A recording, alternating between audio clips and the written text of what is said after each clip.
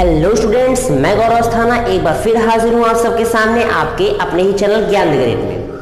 तो फ्रेंड्स, मैं आप लोगों से सबसे पहले सॉरी बोलना चाहता हूँ क्योंकि ये वीडियोस काफ़ी लेट हो रही हैं, काफ़ी लेट में आपकी अपलोड हुई हैं क्योंकि हमारे घर में थोड़ा सा रेनोवेशन का भी काम चल रहा था और साथ ही साथ मेरी तबीयत भी नहीं ठीक थी, तो उसके लिए आई एम रियली सॉरी। और फिलहाल आज हम अपना चैप्टर 2 क्लास 10th का 2nd unit control and coordination में आज मैं अपना ये चैप्टर क्लियर करूंगा। तो ज़्यादा टाइम ना वेस्ट करते हुए आइए चलते हैं।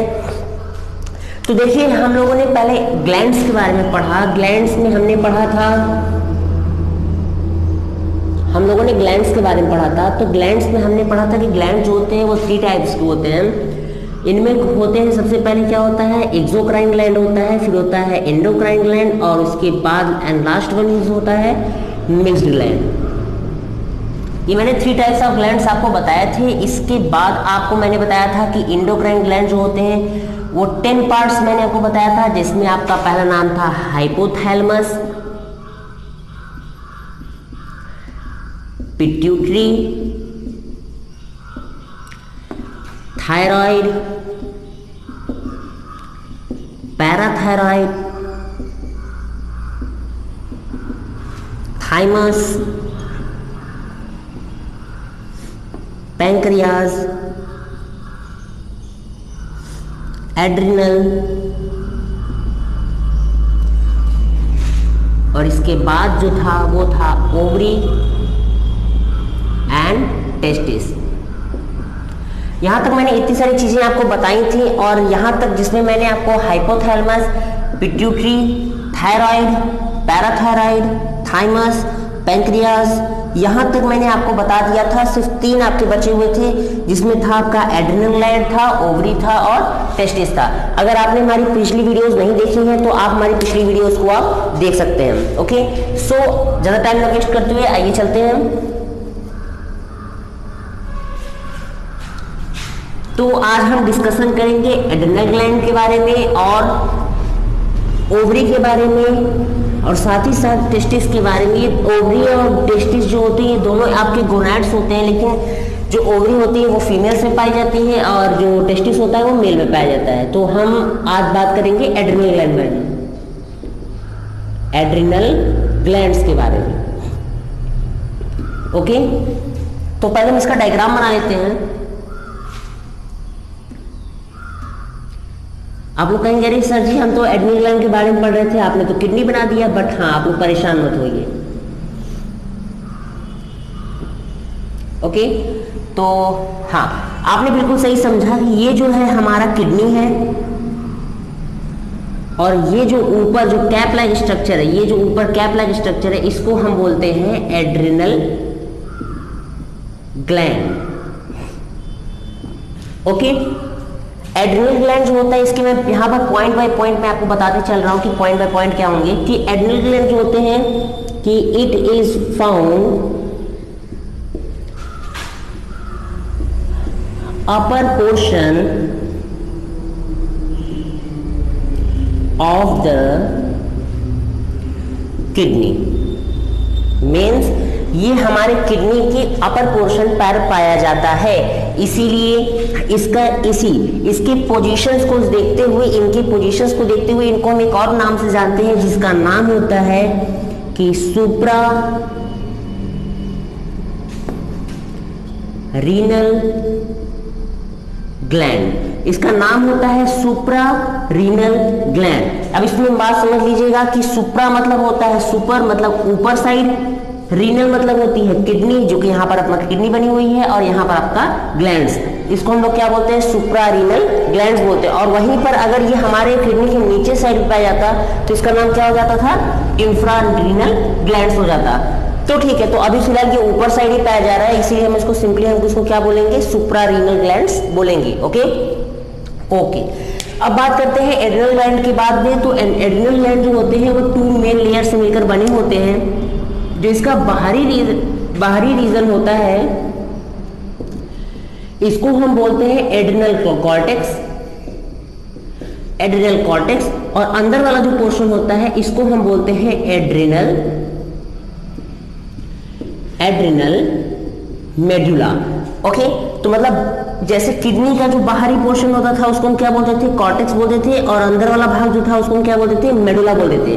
तो ठीक उसी तरीके से जो हमारा किडनी होता है, जो हमारा एड्रिनल ग्लैंड होता है, इसका जो बाहरी पोर्शन होता है वो भी एड्रिनल कॉर्टेक्स होता है, और भीतरी पोर्शन जो होता है वो क्या होता है, एड्रिनल मेडुला होता है। अब बात करते हैं इसके हार्मोनल सिक्रेशन की, क्योंकि क्लास 10th में आपको इसमें मैं एनाटॉमी इसकी नहीं बता रहा हूँ, क्योंकि इसमें जो आपके जो हार्मोनल सिक्रेटेड हैं बस मैं उसी के बारे में बताऊंगा। तो सबसे पहली बात, दूसरा ये पॉइंट हो गया, दूसरा पॉइंट हो गया, तीसरा पॉइंट देखते हैं। यह अपने भीतर से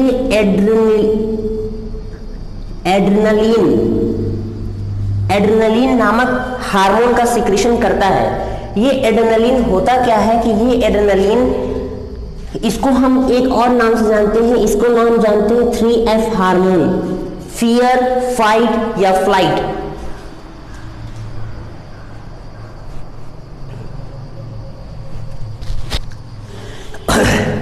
ठीक है, तो हम इसको ये जानते हैं कि 3F के नाम से भी जानते हैं, जिसमें एक F का मतलब होता है फियर मतलब डरना, दूसरा होता है फियर फाइट मतलब कि लड़ना, या फ्लाइट मतलब उड़ जाना।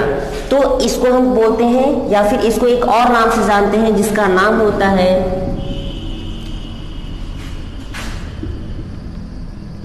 Emergency hormone. मतलब ये तभी सिक्रीट होता है जब क्या होता है, हमारी बॉडी जब बहुत ही सॉफ्ट कंडीशन हो, सडन कंडीशन में हो, उस कंडीशन में क्या होता है, इसका सिक्रेशन होता है। तो ठीक है, तो आपने एड्रिनल ग्लैंड्स के बारे में क्या जाना कि एड्रिनल ग्लैंड जो होते हैं वह हमारे किडनी के अपर पोर्शन पर पाए जाते हैं। साथ ही साथ इसको हम सुप्रा रीनल ग्लैंड्स भी बोलते हैं, क्योंकि ये हमारे रीनल के ऊपर पाए जाते हैं। ये अपने अंदर से एड्रेनलिन नामक हार्मोन छोड़ता है, और ये एड्रेनलिन हार्मोन जो होता है ये क्या काम करता है, ये हमारे बॉडी को बहुत ही एक्सेस अमाउंट ऑफ, बहुत ही ज्यादा अमाउंट में क्या करता है, एनर्जी को प्रोड्यूस करवाता है।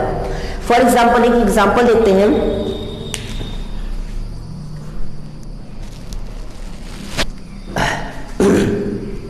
ओके, तो हम एक एग्जाम्पल देखते हैं।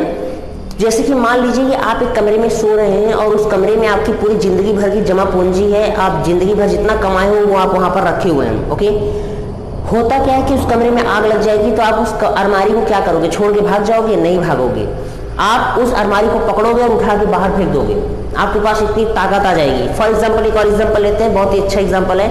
आप अपनी पूरी रफ्तार से दौड़ रहे हैं, जितना तेज आपका दम है उतना तेज आप दौड़ रहे हैं, लेकिन अभी आपने देखा कि पीछे से कुत्ता आपको और तेज दौड़ाने लगा, तो आप उससे दुगनी रफ्तार में और भाग लेंगे।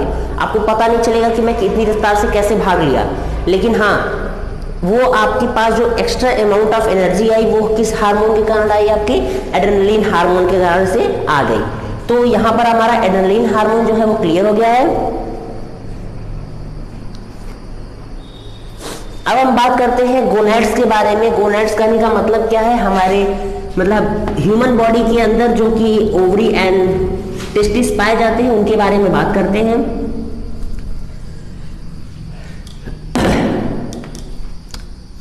ओके, फिर आप बात करते हैं ओवरी के बारे में। ठीक है, ओवरी जो होता है वह आपके हमेशा किसमें पाया जाता है कि फाउंड ओनली इन फीमेल्स। यह हमेशा किसमें पाया जाएगा, सिर्फ फीमेल्स में ही पाया जाएगा। ओके, दूसरी बात क्या करते हैं, इसका पैरामीटर जो होता है वो लगभग होता है ये 20 सेंटीमीटर इसकी लेंथ होती है, और वेट इसका 3.5 ग्राम होता है। ओके, अब बात करते हैं इसकी हार्मोनल सिक्रेशन के बारे में। तो हार्मोन के बारे में ये दो तरह का हार्मोन सिक्रेट करता है, जिसमें पहला होता है प्रोजेस्टेरॉन हार्मोन और दूसरे का नाम होता है एस्ट्रोजन।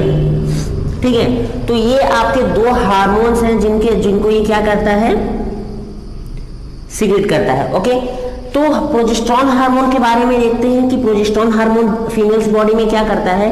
तो प्रोजेस्टेरॉन हार्मोन जो होता है वो क्या काम करता है, वो इनके जो ओवम होते हैं, ओवम को ये क्या करता है, ये मैच्योरिटी प्रोवाइड करता है। ओवम को ये क्या करता है, मैच्योरिटी प्रदान करता है इसको, और इसको ज्यादा मैच्योर बनाता है। और बात करते हैं एस्ट्रोजन की, तो ये क्या काम करता है कि यह सेकेंडरी सेक्सुअल कैरेक्टर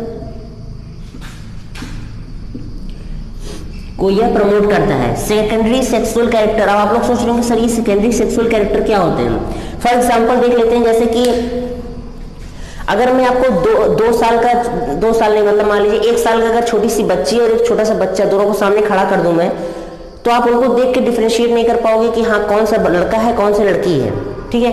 लेकिन अगर वहीं पे मैं 25 साल का लड़का 25 साल की लड़की को मैं खड़ा कर दूं, तो आप कुछ ऐसे कैरेक्टर्स होंगे, कुछ ऐसे फीचर्स होंगे फिजिकल बॉडी में, कुछ ऐसे कंडीशंस होंगे जिनको देखकर आप बता सकते हैं कि हाँ कौन सा लड़का है कौन सी लड़की है। ओके, तो कहने का मतलब क्या हुआ, जो लड़का होगा फिलहाल उसकी दाढ़ी मूंछाएं रहेंगी, हाँ बिल्कुल सही। उसकी आवाज जो होगी वो बहुत ज्यादा फट चुकी होगी, उसकी जो चेस्ट रीजन होगा वो काफी ब्रॉडर होगा, मसल्स काफी स्ट्रांग होंगी। तो ये सब होते हैं मेंस कैरेक्टर्स, ये होंगे सेकेंडरी सेक्सुअल कैरेक्टर्स मैन के। और फीमेल्स की बात करते हैं तो फीमेल्स में सेकेंडरी सेक्सुअल कैरेक्टर क्या होते हैं कि उनका जो हिप एंड ब्रेस्ट डायमीटर होगा वो काफी बड़ा हो जाएगा, वॉइस जो होगी और पतली हो जाएगी, ठीक। हेयर जो होंगे काफी सिल्की हो जाएंगे और लॉन्ग हो जाएंगी। तो कहने का मतलब ये सब जो कैरेक्टर है वो किसकी कैरेक्टर्स हैं, आपकी सेकेंडरी सेक्सुअल कैरेक्टर फीमेल्स में। और जो एस्ट्रोजन हार्मोन होता है वो सेकेंडरी सेक्सुअल कैरेक्टर फीमेल्स में वो प्रमोट करता है। ओके,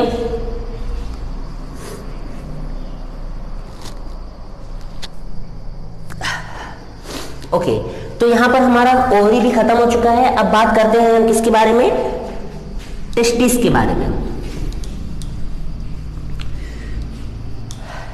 टेस्टिस के बारे में देखते हैं। टेस्टिस के बारे में देखते हैं। टेस्टिस जो होता है यह ओनली फाउंड इन मेल, यह सिर्फ और सिर्फ मेल में पाया जाता है। इसकी जो शेप होता है वो ओवल होता है, मतलब अंडाकार होता है, ठीक। इसके बाद ये हार्मोन सिक्रेशन की बात करते हैं तो ये 2 तरह के हार्मोन को सिक्रिट करता है, जिसका नाम होता है टेस्टोस्टेरोन और दूसरा होता है एंड्रोजन। ओके, टेस्टोस्टेरोन जो होता है ये हार्मोन क्या करता है कि ये सर्टोली सेल में जाकर, आप लोग कहेंगे सर सर्टोली सेल क्या होते हैं, तो सर्टोली सेल जो होती है वो ह्यूमन के टेस्टिस के अंदर पाई जाती है और उनमें ही स्पर्म्स का फॉर्मेशन होता है। सर्टोली सेल की में जाकर ये क्या काम करता है, यह स्पर्म के फॉर्मेशन के लिए रिस्पॉन्सिबल होता है। कहने का मतलब क्या है कि जो स्पर्म्स होते हैं, स्पर्म्स आपने शायद इसका स्ट्रक्चर ऐसा देखा होगा, यह मेल गैमेट्स है, आपने ऐसे स्पर्म्स को देखा होगा। तो ये स्पर्म्स, ये जो हमारी जो मेल गैमेट्स होती हैं, ये टेस्टोस्टेरोन को क्या करता है, डेवलपमेंट मैच्योरिटी प्रोवाइड करता है। और बात करते हैं एंड्रोजन की, तो जो काम फीमेल्स में एस्ट्रोजन करता था वही सेम काम जो होगा मेल्स में एंड्रोजन करता है। यह भी क्या करता है कि यह भी सेकेंडरी सेक्सुअल